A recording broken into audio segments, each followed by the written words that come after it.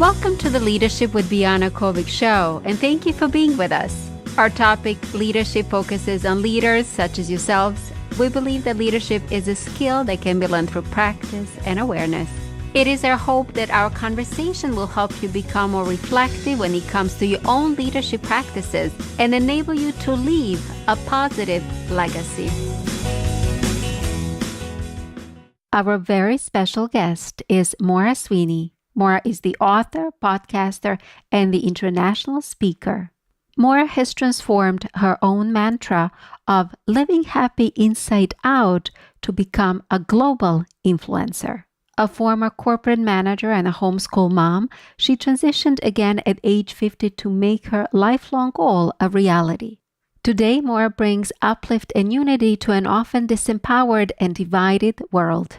Maura was first called the Ambassador of Happiness by the UNESCO Center for Peace when invited to speak at the inaugural Nelson Mandela Day celebration. Since then, she has trademarked her title and became a popular media guest featured on hundreds of media outlets in the US, Europe, Africa, and Australia. Maura has traveled to over 60 countries and has lectured on influencing leadership at universities, leadership conferences, women's organizations, model UNs, and several American embassy outposts. In 2018, Maura was named Woman of the Decade of the Women Economic Forum held in The Hague. Maura, welcome to the show. Biana, thank you so much for having me on, and I'm so thrilled to join you tonight so we could both talk about leadership. Thank you so much. So you are a fellow podcaster. You're also an international speaker on leadership, influence, and authenticity. And I was wondering if you can share with us a little bit about your journey into this and about what you do. Well, you know, my quick answer is I think I've always been an idea person. I always would deal in visions and people getting along well together and how do people operate well together and accomplish something. So I think that in many ways it was actually built into me as a young child.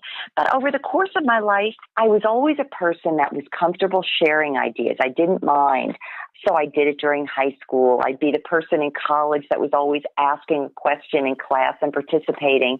Later on, when I found myself in corporate life and management, I was kind of thrown into the concept of being a leader, and also because I had sales staff working for me, I had to give regular sales seminars and teachings, but also I had to learn during those times how to motivate a staff of people and get them all on the same page and get them all going in the same direction. So that went on for 10 years. And then later on in life, I really decided that I wanted to take everything I had learned, everything I felt so strongly about in terms of leadership and a better society, and how do we get things accomplished the right way rather than the wrong way. And that was when I started writing, and my writing ended up bringing me into speaking, and my speaking brought me to a number of venues, many of which were universities and leadership groups, and many of them are overseas, hence the title of the international leadership speaker. So you mentioned about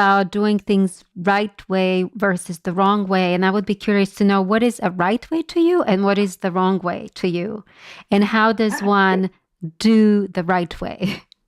Very good question. So basic, right? You would think, well, we would all know this. I didn't realize, Biana, because when I was working for two corporations, I was managing branch offices that were hundreds and sometimes well over 1,000 miles away from the corporate office. And as a result of that, I was my own leader in my own part of the country with staff. And as a result of that, I did what came sort of naturally to me. I always assumed that people led like I did. So when you talk about the right way and the wrong way, I would like to kind of say it this way. The wrong way is to be a manager, and I want to use that term manager rather than leader, who believes in power over people, who believes in taking additional privileges that may or may not be theirs to take and using their stature, their position to really get their jollies over taking advantage of other people.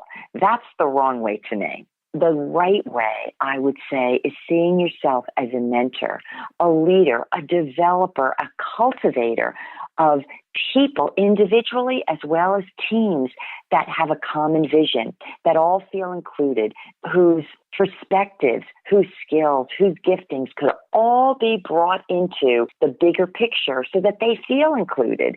And by respecting and valuing other people and keeping everyone busy doing their own thing as they're contributing to something greater for the corporation or for the conference or whatever it is you're working on is the good form of leadership. And the one who leads should be leading by example, not really intimidating or manipulating or controlling people from overhead. And that to me would be the wrong way to do it. So what I'm hearing from you, two words come to my mind is showing respect for others and also bringing people together. And I was wondering if you can talk to us a little bit more about it. You know, I would love to. Respect is such a good word. You know, how many people, Biana, I hear this all the time, and I even see it in the media. People love to be respected. They almost demand respect of other people. But what I find somewhere in there is that the very people that want to be respected by others don't respect themselves enough to behave themselves well. And by that, I mean to respect others. So if you want to be a good leader, if you want to be a quality leader, you need not only to respect yourself, which causes others to respect you, but then you need to express respect and convey respect to other people. And when you do that as a leader, what you're doing is setting a cultural benchmark and a modeling that other people, whether they came from that background or not, can start moving into and replicating and emulating. And that's why I think that leadership can be so powerful in terms of changing, not just the external dynamics of or processes and transactions, but also changing the culture and the manner in which people treat one another. So yes, respect, definitely an important ingredient. So, it's always interesting to me. It's easy to manage people that are collaborative or getting along well with one another. But how do you manage folks who are constantly fighting or trying to actually implement power over approach over you? How do you bring them on board to be sort of collaborative and cooperative, knowing that you're the newbie in the house? I'm so glad you're asking these questions because a lot of the leadership skills I think I developed on the job, and I had to develop in the moment. And with the circumstances, I want to share one story, which did end up with a woman resigning because I asked her to, but it was when I was a new manager, and I had several people that really wished they were in my position. I wasn't asking for it, but my manager just promoted me. One woman I tried one day to bring into my office to correct her on something she was doing with customers that were awry, that rather than joining me in my office where I could speak with her quietly and amicably, she started mouthing off in front of me. Now, granted, at this point, I'm like a 25-year-old, skinny, new female manager, and I have 12 people in an office whose mouths are dropping, watching a member of my staff undress me verbally from one side down to the other. This is what I did. I let her speak. And I just stood there. And she got to the point where she said she hated the company. I said, well, thank you very much. I said, then I guess I'll look forward to receiving your letter of resignation. And everybody else in my office who at that point were thinking, does Maura have what it takes to be our new leader? Because the person I replaced was a 35-year-old dad who wore wingtip shoes from Chicago. He was huge. He was built on a big frame, and he was Mike. And I had nothing like him. And I think everybody was already wondering, does Maura have what it takes to be our manager? I didn't replicate the former manager. I did what was right for me. And do you know what happened at the end of that encounter with that woman? Is that everybody in the office suddenly turned and thought, I could trust this woman. She'll allow me to speak, but she doesn't take any guff. And not only did I win that, if I want to call it a win, that altercation with that woman by not fighting back, but I used my authority wisely, and it changed the complete dynamic. Sometimes we do encounter folks that are sort of out of control. And I was wondering, in your case, the lady ended up being amicable and submitting resignation. But what do you do in cases where people continue to fight you or continue to fight their managers? How do you effectively change their behavior?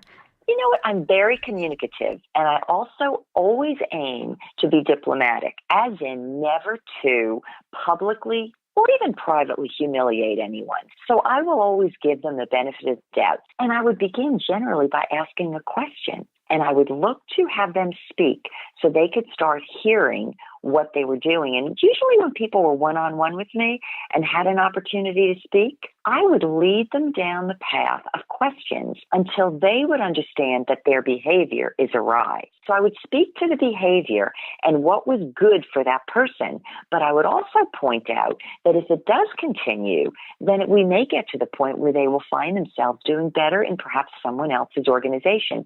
And I would always, after speaking with them, I would always write them an email. Or I would, back in the day, I mean, it would be a variety of things. It could be a regular, something that would be put into their file, but it was always something in writing that kind of confirmed or recapped our conversation. And somehow in taking people through a process of correction, whether they ended up rehabilitating or eventually leaving, it would remove a lot of the stinger and the desire to make things worse on the part of the employee. So how do you stay even-minded? I don't know whether to say that I've always been somewhat careful about what comes out of my mouth, because sometimes, if we're upset or we're afraid or we feel threatened, and this could be socially as well as professionally, somebody could press our buttons, and if we're not careful, we can end up saying something that we later regret and can't take back.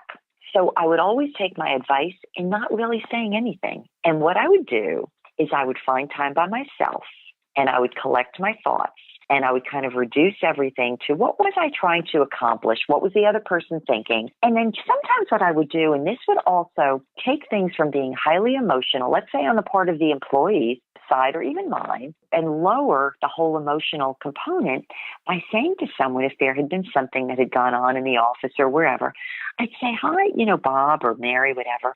I said, later on when you come back to the office, can you join me so we could chat for a little bit?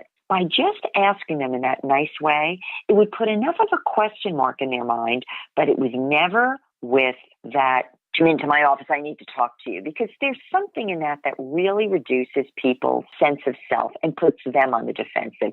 My goal was always to rehabilitate people and get them to see how their behaviors and their patterns were affecting them positively or negatively. It didn't so much matter that I knew what was going on. I wanted them to make those connections. And so I would tend to work with people over a period of time, but they also knew I was extremely fair. And, we might get to a place where, enough conversations had been held and there hadn't been changes and we needed to kind of move on. But even when I would have to let people go, I would always make a way for them to hopefully leave feeling like they were going to find something better, or that it wasn't just a killer to their sense of self. I just never liked doing that with people if I could avoid it. And it seems to me that you seem to be very reflective in your actions, even when you speak, when you tell us about the tone that you use to communicate with folks was not a sort of a tone that was very aggressive. Yeah, you know what? I guess if I don't like people behaving that way toward me, why would I want to be that way with anyone else? And I think that centers on what my leadership style is like. I didn't know how many other people out there manage people like peons, as if they're peons. And I think what happens in those scenarios is that you end up with people that don't think much of themselves, that are accustomed to being abused, and that will likely abuse others if given the opportunity. My whole goal was to find the best people, treat them well, expect much of them, model myself in the same manner of excellent expectations. And then there was a lot of continuity and fidelity and goodwill and good wishes and a desire for excellence that everyone sort of latched onto. And, I remember when I changed from one corporation to another, and I thought I made myself very clear during the interview process about what my leadership style was like. And again, it was always to have the best staff and to really draw in the best people. And I got to the corporation and I realized at the higher levels, they would fire people right and left. And that was a really big challenge for me because I thought I cannot force myself to mistreat people in order to beat them over the heads to get results. I just couldn't do it.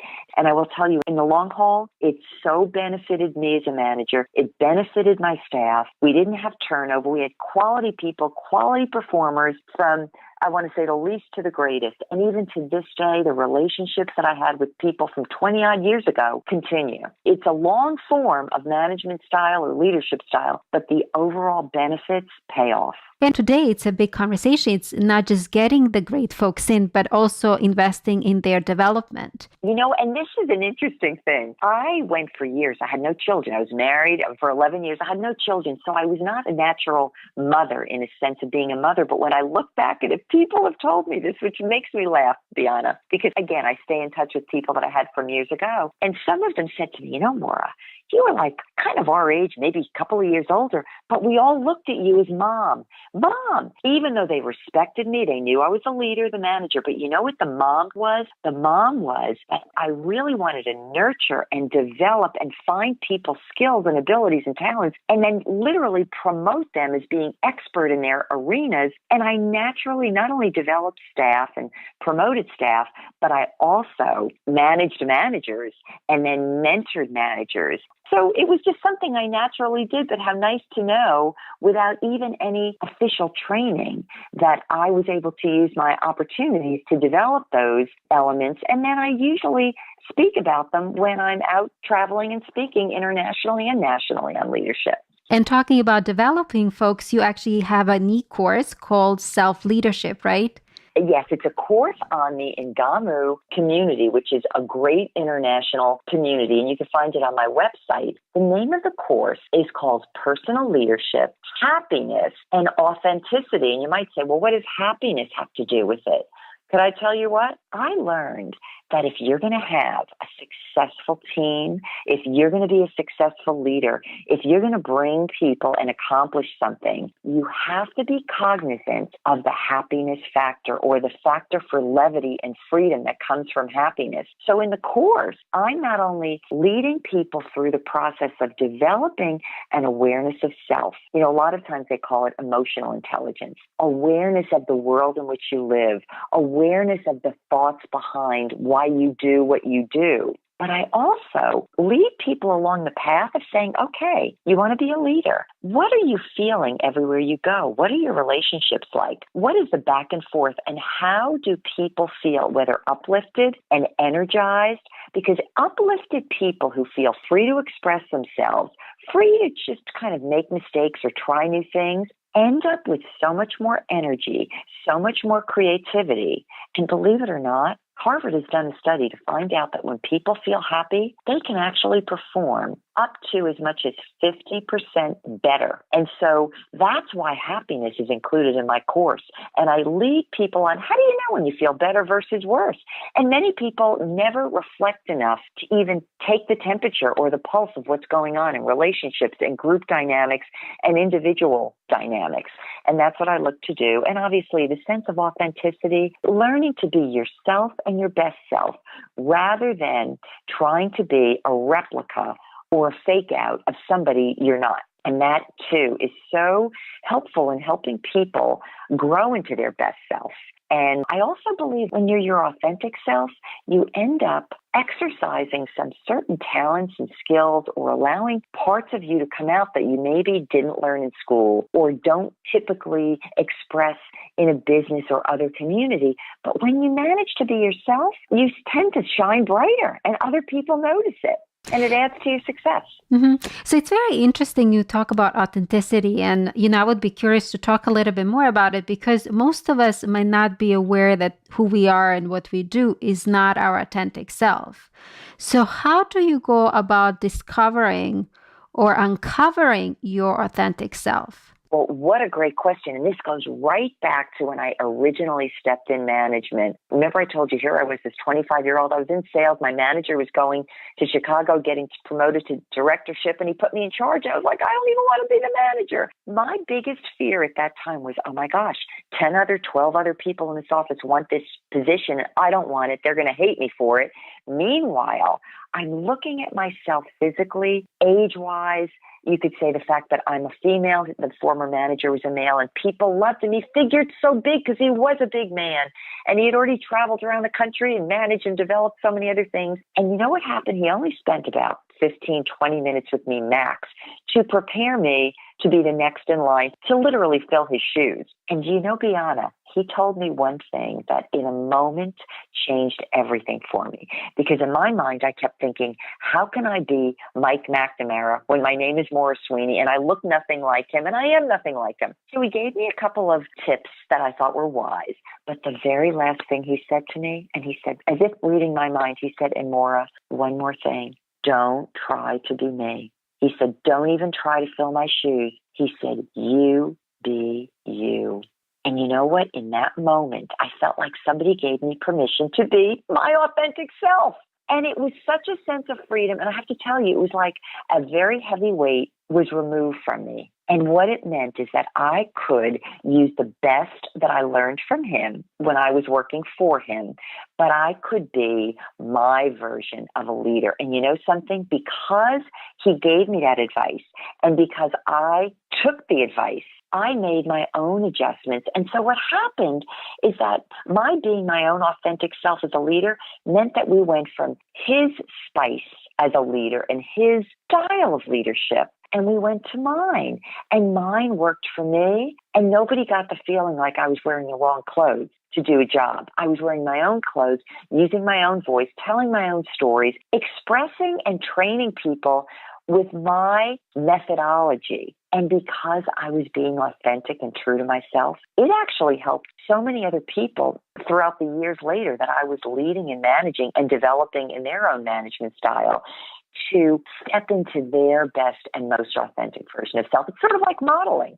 People see authenticity and they start feeling free enough to be their best authentic self.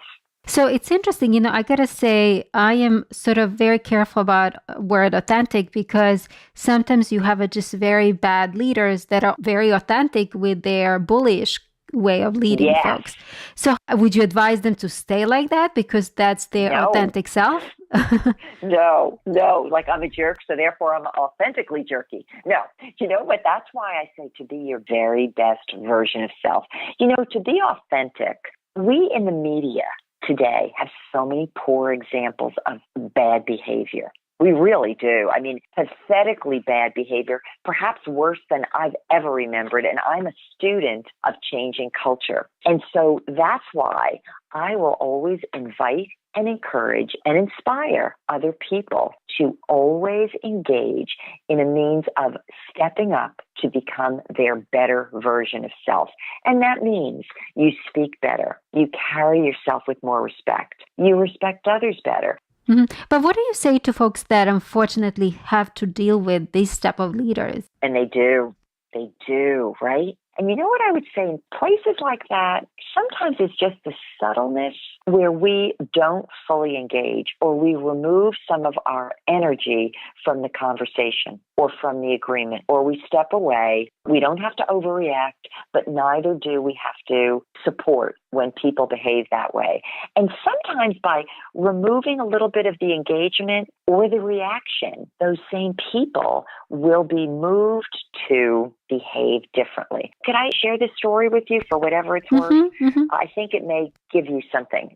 All right. I was invited to speak at an international event by a director of a very large organization. And I found myself somewhat assigned to a secondary person who, though never having met me before, was so unbelievably disrespectful. You know what I did? I ignored it and I pretended as if I didn't notice it at all. And I kept treating this person, it was a woman, with respect, and I kept always to the facts. But here was what happened. When I got off the stage from speaking and she saw me do what I do, she came up to me and she said, Maura, I cannot believe how impressive you are. And you know what I said to her? I took her by the hand. I shook her hand. I looked her in the eye.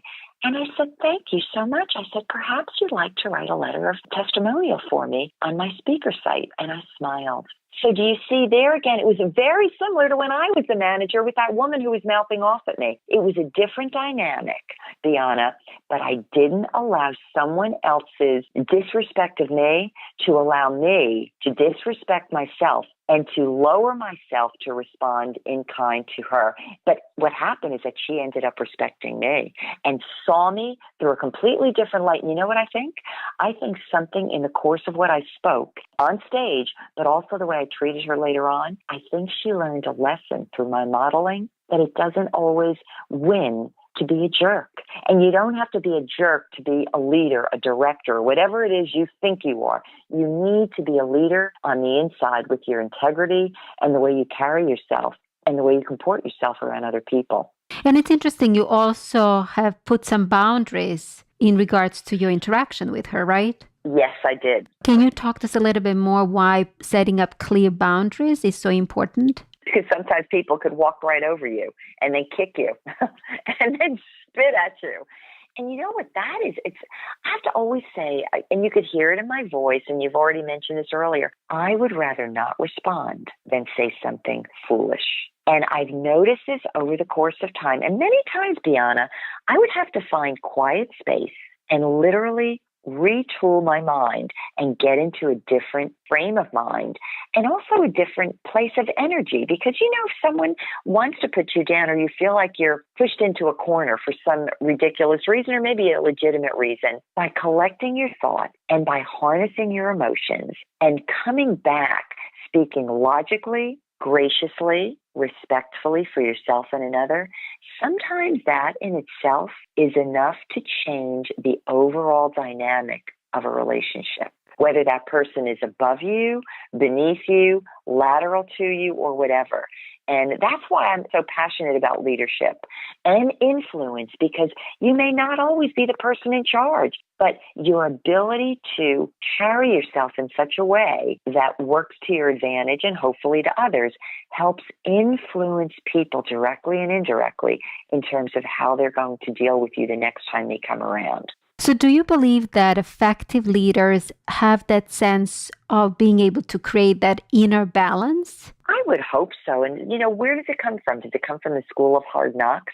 Does it come from, whoa, I did that the wrong way, so let me change it another way? Or does it also come from a person who's going through a challenge with anyone or with any situation who, rather than reacting, will be a listener, ask questions, look for common ground, and then find ways to work through conflicts with the goal of finding mutually beneficial solutions.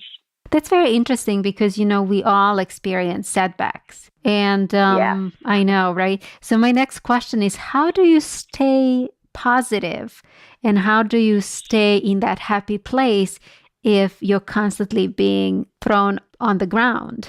I would say, number one, the answer is a lot of practice. A lot of practice within your mind, your soul, your intention, and really learning to become master over those things rather than falling victim to emotions. Happiness or choosing to be happy and see the better things is a continual, chosen state of mind to be in. And this is another thing I share a lot when I speak. I always say to people, whatever you're facing, and we all have problems, we have challenges every day, private life, public life, business life. And I always say, start with this one question. No matter what the issue or the problem is, ask yourself this: am I seeing or envisioning myself as a victim? In which case, what happens, right? If you see yourself as a victim, you think everything's going to go wrong. Or do I see myself right now as a beneficiary? Not only that this is going to work out well for me, but in some ways I've yet to discover it's going to be an overall good thing all the way around. Lessons learned, wisdom gained, grace, new skills acquired.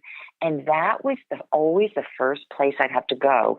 And if I could get myself, Biana, into the place where I could say, yes, I'm choosing to see myself as a beneficiary, and I'm going to change my emotional position to this place, then you know what I realized, and this has happened repeatedly, is that if you're in the right state of mind, then better ideas come, better outcomes end up coming. And it may not happen in the moment, it may not happen that day, but over the long haul, it could be a day, a week, a month later on, eventually things work out and work for the good. And that's really what a beneficiary is. So that's the mental and emotional and positioning component that I constantly latch onto, and that I also hope to inspire and encourage other people to develop in their own lives. And it's a very good skill. We don't always learn this when we're growing up, that we need to become masters over our emotions and our mind and our will and our intentions. And that's a big part of being a consistent leader. And what I like about that also is almost a stepping out of yourself, and allowing to see from a different perspective, right? And really, leaders need that. That's a huge skill, to be able to see things from other perspectives. We probably grow up and it's all about us, right? It's all about me and everything I want. I want my toy, I want my food, I want my whatever. But as we grow in knowledge and social skills and maturity and emotional intelligence, then we really do need to be able to see things from other people's perspectives. Another thing that I do share when I speak. And a lot of times, people don't think that way, but when they're given an opportunity to see things from other perspectives, and even if asked what their perspectives are, and given an opportunity to listen to other people's perspectives, individuals tend to grow. And that's where better solutions come from in solving employee conflict. Or how about this? Change management. Okay, we've got some issues that are happening. Let's get together. Let's talk about some of the new things that need to be done, what some of the challenges are, but let's focus and throw out some ideas about how we can work through this and come to an amicable solution or new way of doing things that work well. And people tend to really grab onto that because it changes the energy, it changes the focus, it changes the uplift, and then all of a sudden you get new ideas. I had to do that several times, and people like that. But also, I think what you need to bring to that game is being flexible, right? Yes, definitely. Mm-hmm. So how do you bring flexibility to the situation where folks are not as flexible as they need to be? One thing I would say is to model it. Number one, model it. Sometimes people don't know anything because they never saw it. So if you become an example of that, it's like suddenly something they didn't know existed, they're looking at. And sometimes if they can see the benefit to it, then they sort of fall into it. The other thing I've oftentimes used, which I think was helpful, is I would use humor. I mentioned that I had several branch offices that I would be managing for corporate offices. But that also meant that on occasion I'd have people come around. In one case, I had a corporate trainer come to my office. Now, one of the things I would never allow or really have place for things that were, let's say, unseemly or unprofessional in the office. And one of the things was nobody would ever use foul language, starting with me, which meant you had to be a little smarter. If you wanted to say something, you had to use better vocabulary words. And people got used to it. They knew Maura doesn't speak that way, so therefore nobody spoke that way. Okay, so one day we're all in our conference room. We have a corporate trainer who's traveling around the country. He comes into the office and he's training for several days. He opens up his mouth, and what I realized in the first couple of minutes is the guy's throwing a few four-letter words around. And people, I could see their eyes are opening as if to say, oh, Maura doesn't like this. Now, could I have embarrassed him or say, hey, none of that in my office? I didn't do that. Let's say his name was Jeff. I said, well, Jeff, I know you're new to this office. I said, what you probably are unaware of is that we don't use colorful language of the four-letter sort. And I smiled to him. And I said, but you know what? I know that you are so brilliant that you're going to be able to train us during the next several days using brand new vocabulary words that you didn't even think you knew. It was my way of bringing correction to someone who was not underneath me on the corporate ladder. He was just somewhere else in the corporation.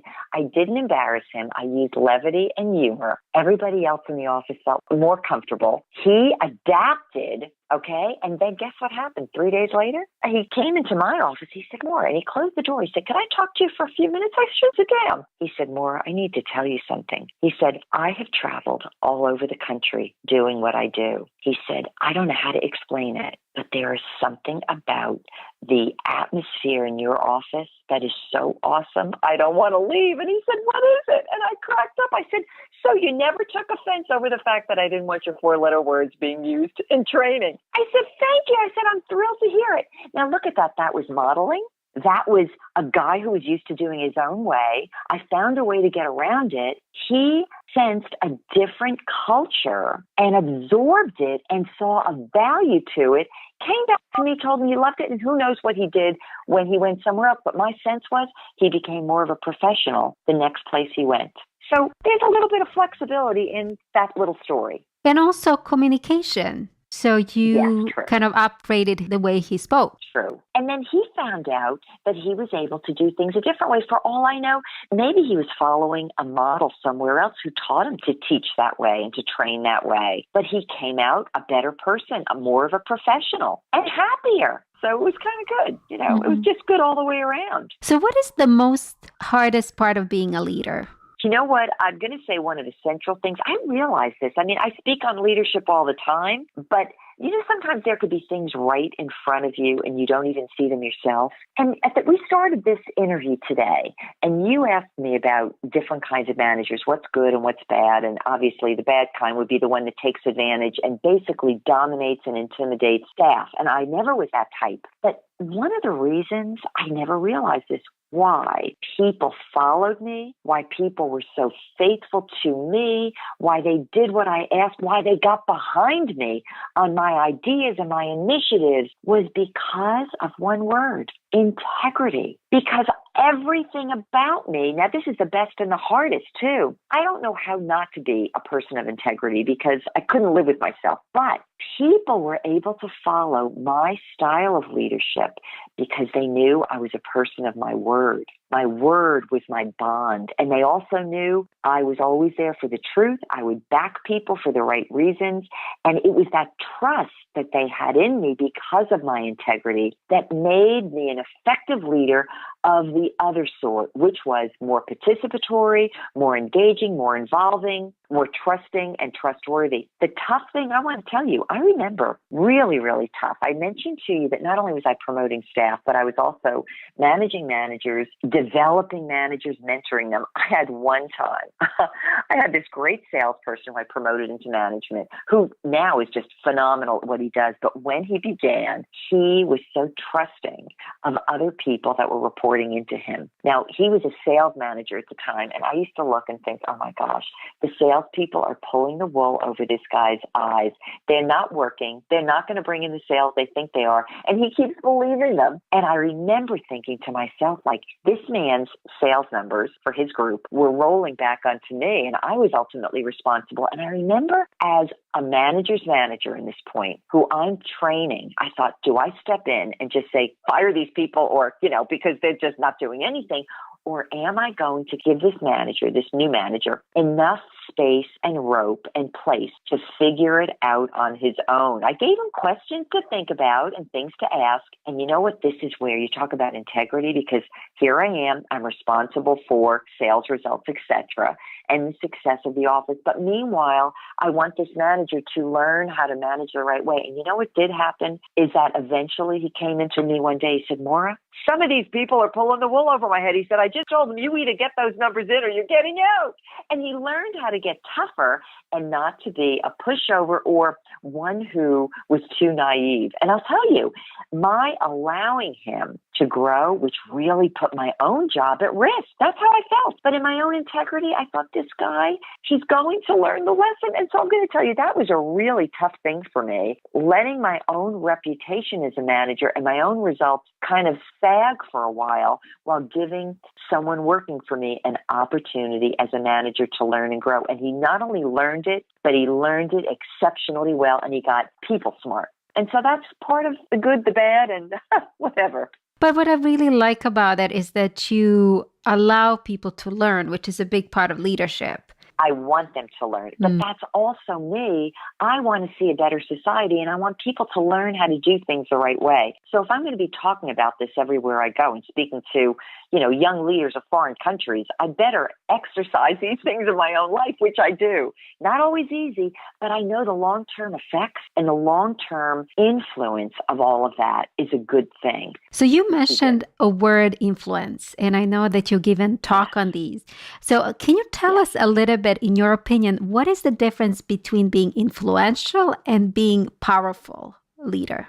Powerful leader is somebody who could be, let's say, a loudmouth, who could pick up a microphone and just say, you do this, you do that. But an influential person is someone whose unseen elements, the finer elements, sometimes you can't even see them. You can't put your finger on them. You can't necessarily articulate them, but you feel them. And that has a huge effect on other people. And, the reason why I often speak about influence is that many people who feel they don't have a title, a power title, feel, therefore, that they have no influence. And a lot of what I speak about is reminding people, or let's say illuminating people, on the fact that everywhere they are, with whomever they engage, they are a person of influence. It could be in what they say and what they don't say, how they respond, how they don't respond, how they carry themselves, what contributions they make. And people can have the biggest effect on another person through influence. Let me give you one example. Several months ago, I was asked to speak with the government leadership group at a college here in Florida. And I said to the entire group, I said, close your eyes for just a minute. I said, I want you all to look back in your lifetime, and I want you to think about the person who is the greatest influencer in your life. A little later on, I said to them, I said, all right, now, I said, do you have these people in mind? And you could see they all knew who the person of great influence was in their life. Now, generally, when we think of influential people, who do we think? A president of a corporation, somebody on TV. I said famous to them, person, okay, I guess. Ready? Mm-hmm. Right, exactly. So I said to them, how many of you, by raising your hands, will tell me that the most influential person in your life was somebody who was famous? Nobody raised their hand. Do you know what it told me? The people who are of greatest influence to you could be the person sitting next to you in your office. It could be someone you see who is a service provider. Let me say this. Let's assume you're a woman and you've always been told all your life, oh, you're never going to get that far because you're a female. Well, what if you don't buy it? What if you are the one female who says, you know what, I'm so grateful for where I am. What's the best version of me that I can be each and every day with every person I encounter, with everything I'm doing, with the way in which I comport myself, the way I dress, the way I speak?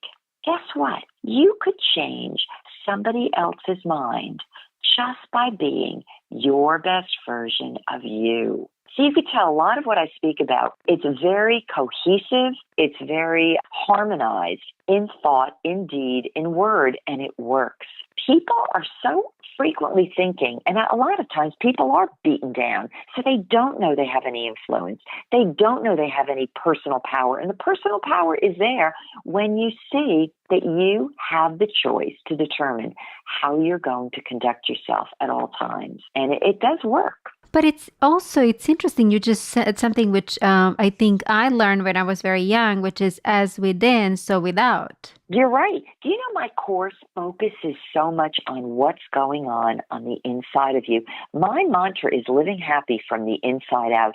And I will tell you this, even though I speak a lot now and I'm in the media and, I've been in some very unusual places with a lot of different people, it took me, by my personal choice, about a half a century of personal preparation on the inside with everywhere I was, every position I held, every encounter I had, every bit of training I did and self-training and self-development to actually step out to do what I do today, all because, Biana, I so firmly believe that who we are on the inside eventually is to reveal itself on the outside. And really the purpose of all of our lives should be to reveal our best self. And so why not see not just the outside? We're really in a world where oftentimes we're like two-dimensional. We might have a title, we might look a certain way, but if people want to look beyond the cover of who we are, we don't usually back it up in behavior, in thoughts, in character, in integrity, and all of that.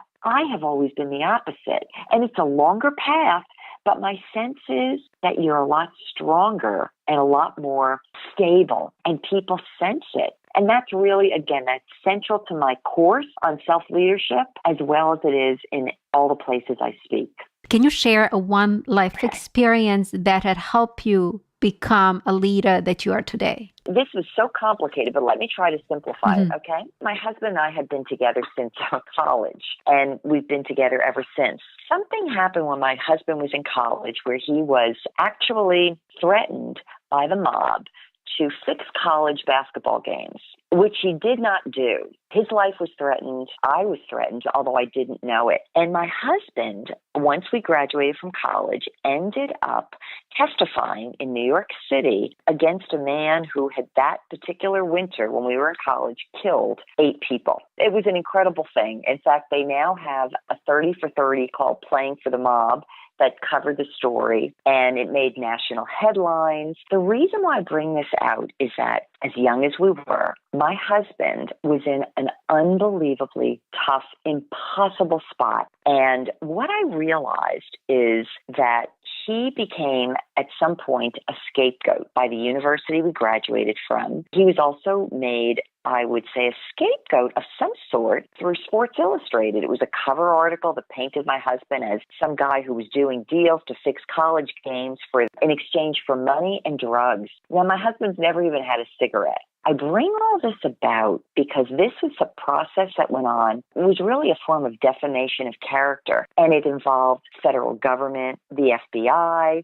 national media. It was a lot of these elements. They were very surprising. They were shocking. It revealed to me a part of life that I didn't even know existed, how people in positions of authority could abuse authority, make careers by virtue of using and abusing and spitting out other people. What I learned from that whole thing is never to speak ill of another person without knowing all the facts. Never to accuse a person without knowing all the facts. Never to put a cloud of questioning over another person without knowing all the facts. And the reason why I could say that is because I watched that play out for 30, 35 years or whatever, and probably having been close to it and seen it and known what it's like to be on the other side of something that is a disservice to an individual. I never want to be of disservice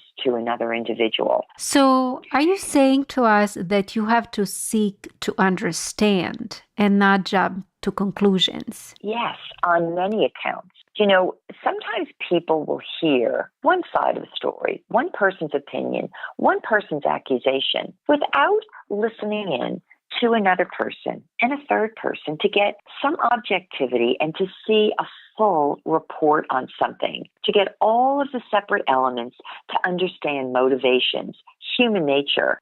So I think at a very young age, I could understand the power of power and the power of powers used in ways that were reckless, self-serving, and did not see small people. And I think that you could hear that I'm, again, very unified in my thought process. I never want to jump to conclusions, and I'd rather be a listener. I'd rather bring people to the table. I'd rather look for solutions, and I'd rather be a big enough person to say, let's listen to everything, and then let's find out where we're going to go next. So would you say that's wisdom?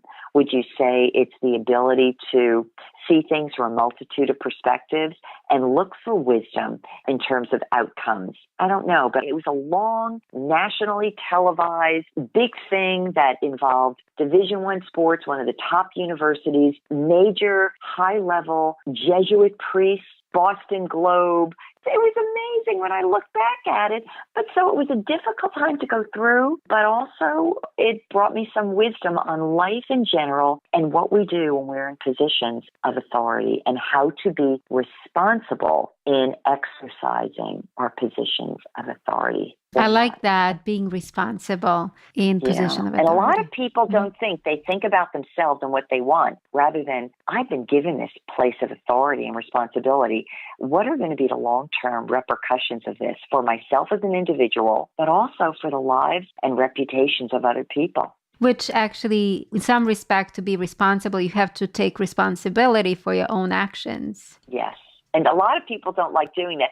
That was a big eye-opener for me. I learned as a young person where I would see people of position and title, and I would assume greater behavior and morals and wisdom. And it was shocking to me to see how people could turn things around for their advantage and be so unmindful of other people. And that goes right back to the difference between managers of the wrong sort and leaders of the right sort. So I would just add to that, not being manipulative. Right. How about this one? Not extorting, not using your power for personal gain without seeing that you're involved with other people and you need to look out for them as well. That's very nice. I mean, that's really what a true leader will do. You see the whole picture. You do the right things for the right reasons and for the right outcomes. And I would say for the benefit of all. Exactly. So am I a victim or am I a beneficiary? And I did say to you earlier, I always program my mind and my aspirations and my intentions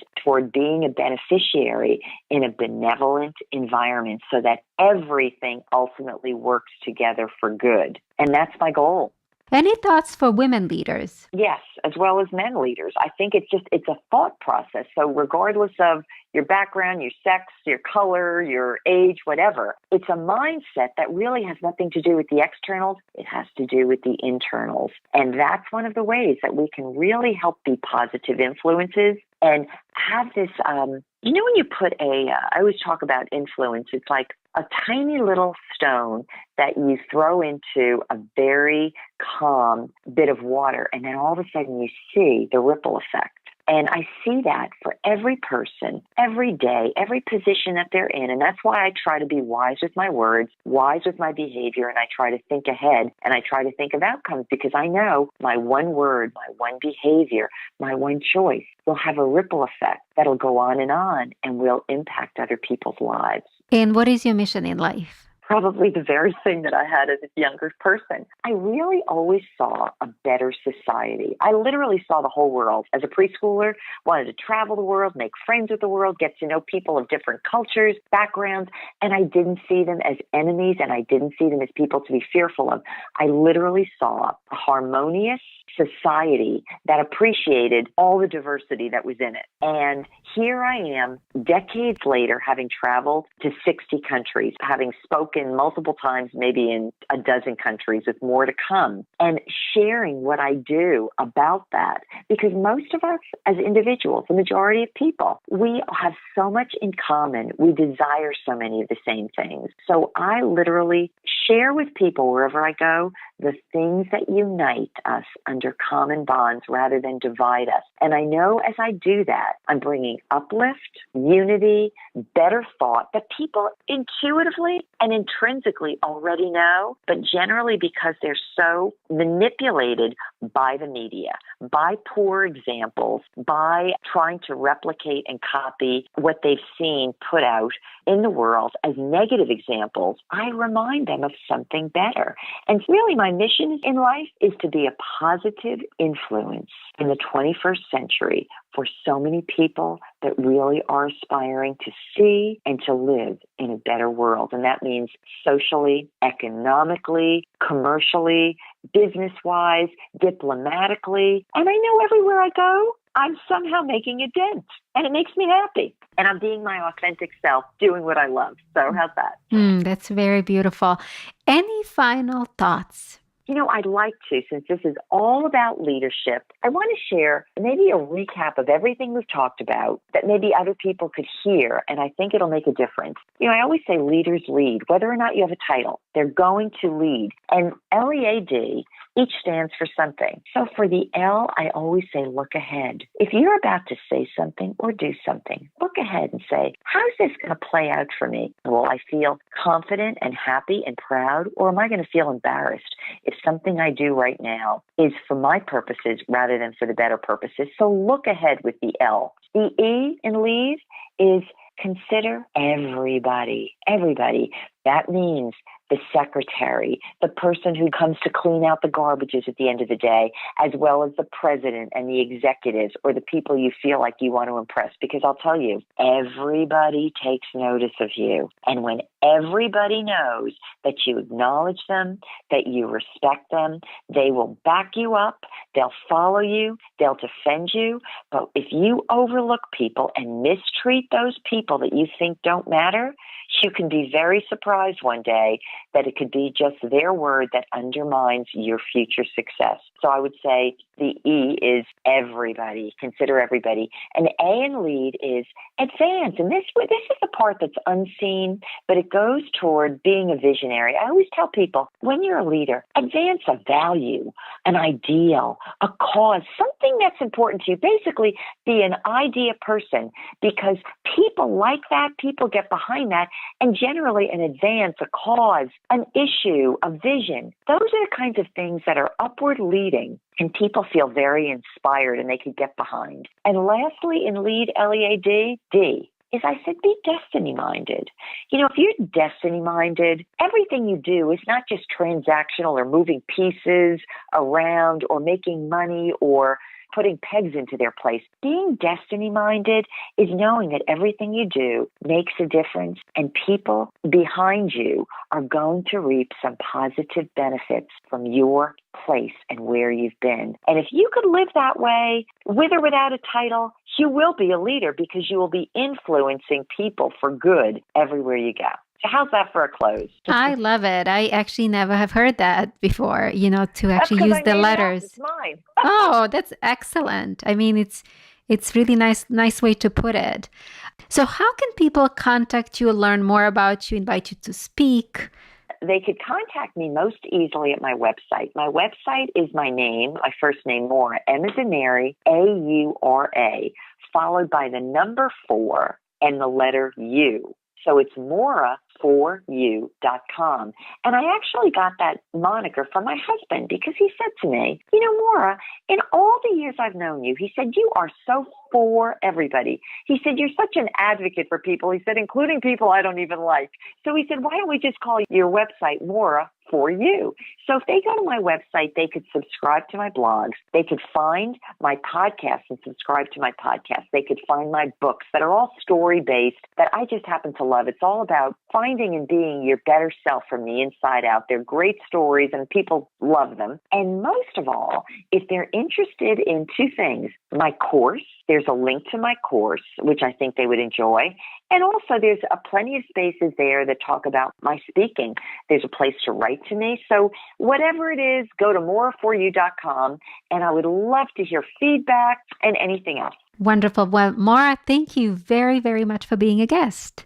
And Biana, thank you. I am so grateful that you invited me on. I so enjoyed your questions, the conversations, and I hope that all of your listeners that are really looking to be true leaders will so take all of what they're hearing tonight and on your channel and run with it. Thank you. Our special guest was Maura Sweeney, international speaker, author, and the ambassador of happiness.